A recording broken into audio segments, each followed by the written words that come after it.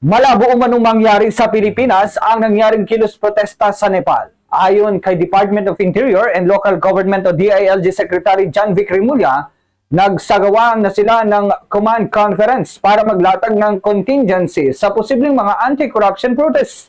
Malabong mangyari sa Pilipinas ang matitinding kilos protesta gaya ng sa Nepal. Hindi ito nangangahulugang dapat maging kampante ang pamahalaan. Ang pahayag ni DILG Secretary John Vic Rimulya ay naglalayong tiyakin sa publiko na may kahandaan na plano ang gobyerno sa harap ng mga panawagan laban sa korupsyon.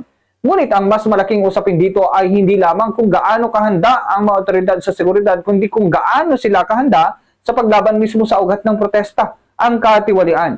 Kamakailan, nagsama-sama ang ilang progresibong grupo gaya ng Tindig Pilipinas, Nagkaisa, Kalipunan ng Kinusang Masa at Siklab upang kondinahin ang umanay anomalya sa flood control projects. Ang ganitong pagkilos ay hindi maituturing na banta sa kaayusan kundi malinaw na pagpapahayag ng pagkadismaya ng mamamayan. Bagamat mahalaga ang direktiba ng kalihim na pairalin ng maximum tolerance, dapat ding tandaan ng pamahalaan ang pagkilala sa karapatan ng mamamayan na magpahayag ay simpleng pahayag na sila'y magprotesta.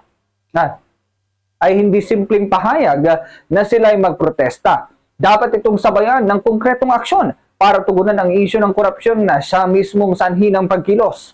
Sa Nepal, 19 ang nasawi dahil sa marahas na banggaan sa pagitan ng mga nagpro-protesta at mga otoridad.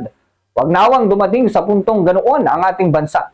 Ang tunay na paraan upang maiwasan ang eskalasyon ng mga protesta ay hindi sa pagbabantay lamang sa lansangan, kundi ang pagbabantay sa kaban ng bayan. Kung seryoso ang pamahalaan sa pangakong bagong Pilipinas, dapat itong ipakita na walang sinisino sa laban kontra korupsyon. Sa halip na mangamba sa mga kilos protesta, bakit hindi ito tingnan bilang paalala mula sa taong bayan na sapat ang panahon na inilaan para sa mga pangakong pagbabago? Ang kailangan na ngayon ay resulta. Yan ang ating Bombo News Analysis. Ako si Bombo Carvin Gamad, Basta Radyo. Bombo!